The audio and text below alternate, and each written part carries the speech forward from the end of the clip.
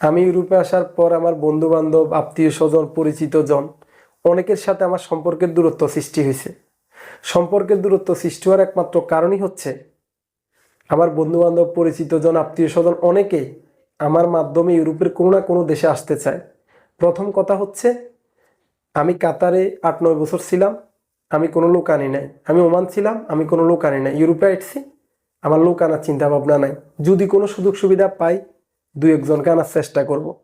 কিন্তু যারা আমার বিশ্বস্ত, যারা আমাকে বিশ্বাস করে, ভালোবাসে, আমি তাদেরকে ইউরোপ সম্পর্কে বাস্তবতা তুলে ধরি। ইউরোপে আসা না আসা সম্পর্কে ভালো করে তাদেরকে বোঝানোর চেষ্টা করি। তারা আমাকে ভুল বুঝে, তারা চিন্তা ভাবনা করে আমি চাই না তারা ইউরোপ আসুক। আসলে কিন্তু তাই না।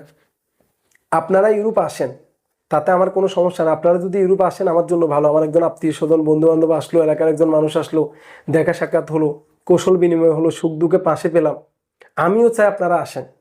কিন্তু আমার দায়িত্ব, আমি আপনাদেরকে বাস্তবতা তুলে ধরা, বাস্তবতা সম্পর্কে আপনাদেরকে বলা, যেন আপনারা আসার পর এই বাস্তবতা সম্পর্কে যেন পরে না জানেন, আগে থেকে জানলে আপনাদের জন্য সুবিধা হবে। এরপর জেনে বুঝে যদি আপনারা মনে করেন ইউরোপ আসবেন, আসেন। আপনাদের রিজিক আপনাদের সাথে, আপনাদের টাকা দিয়ে আপনারা আসবেন, আমার সমস্যা কোথায়? ইউরোপ আর গালফ অথবা মিডল ইস্ট বলেন, এশিয়ার দেশগুলা বলেন, এক না। অনেকেই মনে করেন ইউরোপ যাইতে পারলেই মনে হয় কোটি কোটি টাকা, গাড়ি বাড়ি, অনেক কিছু। দিনের শেষে বাংলাদেশে থেকেও অনেক হকার আছে, এক মাসে 2 থেকে 3 লাখ টাকা ইনকাম করে। আবার এরকমও আছে ইউরোপের অনেক মানুষ রাস্তায় পড়ে আছে, অনেক মানুষ দীর্ঘদিন ধরে কর্মহীন, বিভিন্ন ধরনের রোগে শোকে আক্রান্ত, কাজ করলে হয়তো কাজ পারে না, মাসে 1 লাখ টাকা কামাইতে অনেক বৈধ লোকেরও বুকে মাটি লেগে যায়।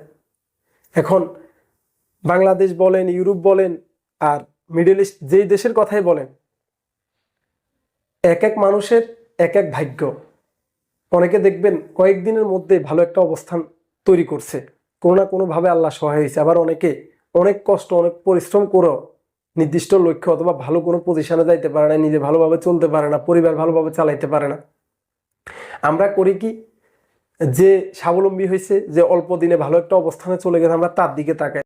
দালালদের খপ্পরে পড়ে এখানে মানবিক নির্যাতনের মধ্যে তার দিন যাইতেছে, অথবা ভূমধ্য সাগরে পড়ে তার মৃত্যু হয়েছে। আবার অনেকে মাঝপথ থেকে আবার কোনো না কোনোভাবে দেশে ফেরত গেছে। অনেকে অর্থ সম্বল সব হারাই নিঃস্ব হয়ে গেছে, প্রবাসে যাইতে বা ইউরোপে যাইতে পারে না। আমরা এই মানুষগুলোর দিকে কেউ তাকাই না। আমরা শুধু তাকাই কে বাড়ি করছে, কে গাড়ি করছে, কে অল্প দিনে স্বাবলম্বী হয়েছে। ভাই, আপনাদেরকে বুঝতে হবে, আপনি যে ভালো একটা পজিশনে চলে যাবেন, 1000 লোকের মধ্যে আপনি একজন হবেন, 100 লোকের মধ্যে একজন হবেন আপনি, এটার কি গ্যারান্টি আছে? এমনও তো হইতে পারে সবচেয়ে যে অসুবিধার মধ্যে আছে আপনার ভাগ্যে সেটাও থাকতে পারে। বর্তমানে ইউরোপের সেনজেনভুক্ত দেশে আসতে হলে একেবারে নাম নিলেই 15 থেকে 20 লাখ টাকা, 25 লাখ টাকা লাগতে পারে, এরকম একটা অ্যামাউন্ট লাগবে। তা আপনি বর্তমানে 15 থেকে 20-25 লাখ টাকা ধার কর্জ করে সুদের উপর টাকা নিয়ে, অনেকের ক্যাশ আছে, যাদের ক্যাশ নাই, তারা এখানে এসে প্রথম অবস্থাতে যদি কোনো কারণে আপনি বৈধ হয়ে যান, কোম্পানিতে কোনো সমস্যা থাকে, সেন্ট্রাল ইউরোপের একটা দেশে চলে আসেন, আপনি অবৈধ, আপনি দীর্ঘদিন কাজ পাবেন না, আপনি পেপারসের জন্য দৌড়াদৌড়ি করতে হবে, আপনার এখানে খরচ। তা আপনি বাড়িতে ঋণ করে আসলেন, আপনি এখান থেকে টাকা কিভাবে পাঠাবেন? আপনি নিজেই তো চলতে পারবেন না। দিনের শেষে ইউরোপে আসার স্বাদ মিঠে যাবে। ইউরোপ কারোর জন্য নরক, কারোর জন্য স্বর্গ। আমি অনেক ভিডিওতে আপনাদেরকে এভাবে বলি, আপনারা এত টাকা দিয়ে এই মুহূর্তে ইউরোপ আসবেন না। ইউরোপ আসার পর আপনি কত টাকা বেতন পাইবেন? ধরেন আপনি 2-3 বছর অনেক কষ্ট করে আপনি বৈধ হয়েছেন, টেম্পোরারি রেসিডেন্সি পাইছেন, অথবা আপনি পার্মানেন্ট রেসিডেন্সি পাইছেন। এরপর কত টাকা ইনকাম করবেন? স্পেন দিয়ে উদাহরণ দিই আমি। ধরেন আপনি কোনো কাজ জানেন না, আপনি 2-3 বছর, এই যে কি নিদারুণ কষ্ট, এটা আপনাকে বলে বোঝানোর মতো আমার কোনো ক্ষমতা নেই, যতদিন পর্যন্ত আপনারা এই অবস্থানে না আসবেন, এই প্রতিকূলতার মধ্য দিয়ে আপনাদের সময়টা অতিবাহিত না করবেন। ধরেন কোনো না কোনোভাবে টিকে থাকলেন, আপনি বৈধ হলেন। বৈধ হওয়ার পর আপনার বেতন কত হবে? সর্বোচ্চ আপনি কাজ জানা না থাকলে 1500 ইউরো, ট্যাক্স দিয়ে থাকা খাওয়া সব কিছু যাওয়ার পর আপনি 1000 ইউরো টিকাতে পারবেন না। সর্বোচ্চ বাংলাদেশে 1 লাখ টাকা বাড়াইতে পারবেন। এবার ভাবেন তো, 25 লাখ টাকা দিয়ে, 20 লাখ টাকা দিয়ে ইউরোপ আসার পর, এত কষ্ট করে বৈধ হওয়ার পর ব্যবসা বাণিজ্য করলে সেটা ভিন্ন কথা। আপনার যদি লাইসেন্স থাকে, আপনি যদি গাড়ি চালান, তাহলে আপনি আরো বেশি ইনকাম করতে পারবেন। আমি বলতেছি যারা কোনো কাজ জানে না তাদের কথা। তাহলে এখানে আপনি আসার পর দিনের শেষে সর্বোচ্চ আপনি 1 লাখ টাকা কামাবেন, না হলে 1.5 লাখ টাকা কামাবেন। এরকম অনেকেই আছে বর্তমানে। আরব অনেক দেশে আছে, এশিয়ার অনেক দেশে আছেন 1 থেকে 1.5 লক্ষ টাকা ওইখানে কামা। এরপরও তারা ইউরোপ আসবে, কেন আসবে এটা নিজেও জানে না। আমি ছোট্ট করে একটা উদাহরণ দিই। এই 1 সপ্তাহ আগে আমার পরিচিত এক ভাই, ওনাকে নিয়ে আমি ভিডিও করব, ওনাকে লাইভে এনে ওনার মুখ থেকে আমি শুনবো।